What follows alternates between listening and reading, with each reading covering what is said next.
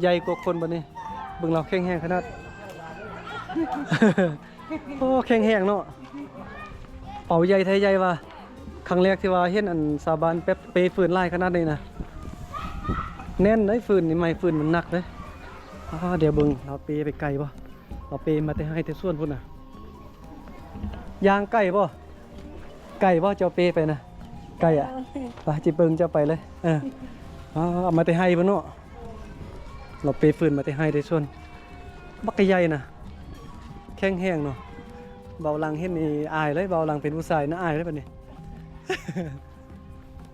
อย่าว่าได้เปขึ้นถึงพุ่นป้าสมควรครั้งแรกที่ว่าเห็นแบบผู้หญิงที่ว่าเปฝืนใหญ่แบบนี้ลุกมาแต่ให้แต่ส่วนไกลแล้วยังบ่พอบ่เนาะเบิ่งเราเปขึ้นนี่ขนาดยางขึ้นละลาอย่างเมื่อยเล่นเราเปขึ้นนี่ขอโทษระวังลมด้วย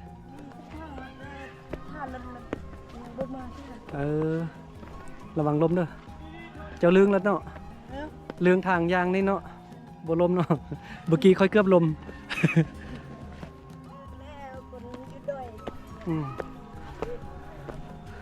เบิ่งป้าทนดุมันแถวว่าแข็งแห้งแถวว่าเปฝืนบักใหญ่ๆมาให้แต่ส่วน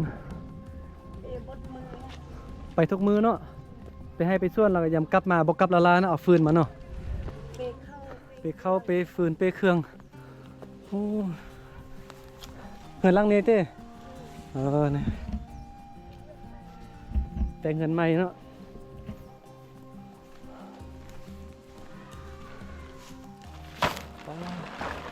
มาเพื่อลองยกบุญป้าโอ้เจ้าก็สมควรเนาะค่อยบอกเจ้าคนผู้น้อยแล้วว่าสุดยอดขนาดว่าเบาลังย่างมาละลาเด้ก็ยังว่าเมื่อยอันนี้เพิ่นเปมาที่ไฮเนาะจักสมองเจ้ายางอยู่ไฮมานี่เนี่ยไก่ไล่บดสมองเนาะ10 ปลายนาทีเนาะ10 ปลาย20 ปลายนะโอ้แต่ว่ายางละลากับธรรมดาอยู่เนาะเจ้าเปฟื้นมานี่เจ้าพักจักเทื่อพัก2-3 นาทีไปอีกเมื่อยแล้วพักเนาะแล้วก็ยางมาตึมโอ้แต่ว่าค่อยเบิ่งเจ้ายางอยู่พุ่นขึ้นมานี่ก็สมควรเนาะ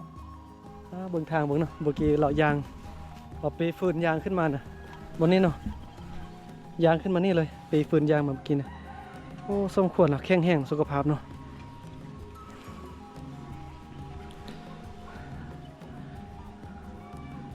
เบิ่งหมู่บ้านนี่ก็ป้าเด้องามขนาดเดี๋ยวเบิ่งเนาะเงินยังเป็นเงินแบบดังเดิมแบบสมัยคือเก่าเนาะยังรักษาวัฒนธรรมดังเดิมขึ้นถึงยืนนี่ได้ป่ะเดี๋ยวจะขอเอ่ยละขึ้นยืนแต่บ่เข้าไปเฮือนเนาะเนี่ยทดลองขึ้นเบิ่งบ่เนี่ยสมัยตะกี้เฮือนเบาลังก็เป็นจังนี้ยางขึ้นมาจังนี้แล้วก็เป็นเฮือนขึ้นไปแต่ว่าเด็กน้อยยันตกเนาะเข้าเยือนเลยปึ๊บโอ้นี่มีข้าวไล่ได้ข้าวเนาะฮัลโหลโอ้ลูกจ้ะเต้มีลูกจักคนเหรอเดียวคนเดียวเป็นครอบครัวใหม่เนาะสร้างครอบครัวใหม่เบิ่งเงิน3 มา2เอ้ยเพิ่นก็อยู่นี่เจ้าจักปีเหรอไปเศร้าไป20 ปลายปี23 ปี23โอ้เนี่ยเป็นน้องสาวเบาลังเนาะยังเป็นรุ่นน้องค่อยหลายปีอยู่เนี่ยน้องสาวเพิ่นเนาะอยู่นี่โอ้เข้าหลายเด้นี่ประมาณนี้เนาะขอบละเยี่ยมครับใจเบิ่งนะตะกี้เฮือนของเบาลังก็ยังเป็นแบบนี้คือกันแต่ว่าเดี๋ยวนี้บ่เฮ็ดสูงละอันนี้เห็นผู้ชายตักน้ำแต่ว่าเมียเพิ่นเกิดลูกเนาะเมียเฮ็ดเวียกหนักบ่ได้เพิ่นก็เป็นหัวหน้าครอบครัวต้องแบบนี้ได้ดุมันแบบนี้ได้วันนี้ก็ยังอยู่บ้านตาดตะเลเมืองหุ่นแขวงดงไสเนาะอยู่ภาคเหนือของประเทศลาวอยู่บริเวณชายแดนเมืองหุ่นกับเมืองปากแดงนะแต่ว่าหมู่บ้านนี้เป็นหมู่บ้านที่ว่าอยู่กลางป่ากลางดอยอยู่แบบลึกลับก็ว่าแม่นเนาะพออยู่ไกลจากตัวเมืองเส้นทางกว่าจะมาฮอดมาถึงกับป้าโทบ่แม่นธรรมดาลำบากที่สุดเลยหมู่บ้านแห่งนี้ก็บ่มีน้ำดื่มเพราะว่าเป็นเรื่องปกติอยู่แล้วอยู่ดอยจะบ่มีโรงงานน้ำดื่มเพราะว่าอยู่ไกลตัวเมืองเส้นทางบ่ดีแต่ว่ามีไฟฟ้าใช้เนาะถึงว่าบ่มีโรงงานน้ำดื่มแต่ชาวบ้านนี่ก็ ยังมีน้ำกินนะบุยน้ำกินนะเขาเจ้ากินน้ำน้ำห้วยน้ำธรรมชาติเนาะแต่ว่าน้ำห้วยอยู่ดอยจะแตกต่างกับน้ำห้วยในเมืองเพราะว่าอยู่ดอยบ่มีการที่มีขี้ยาสะใส่ลงแม่น้ำเนาะอีกอย่างน้ำห้วยเนี่ยก็เป็นน้ำห้วยที่ไล่มาแต่พุ่นจอมผู้พุ่นนะชาวบ้านก็จะพากันไปกระตุกไปตักเอาน้ำเนาะ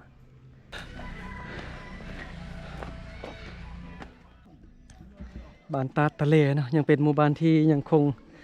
รักษาวัฒนธรรมฮีตของแบบดังเดิมเนาะยังมีการตำข้าวอยู่เมื่อกี้ไปท่ามบ่เท่าละว่าอยู่นี่ตำข้าวทุกแรงทุกเช้าทุกแรงเนาะตำข้าวนะตากมันแห้งเนาะ เฮ็ดข้าวไล่ปะเฮ็ดข้าวไล่ปะน้อยเต้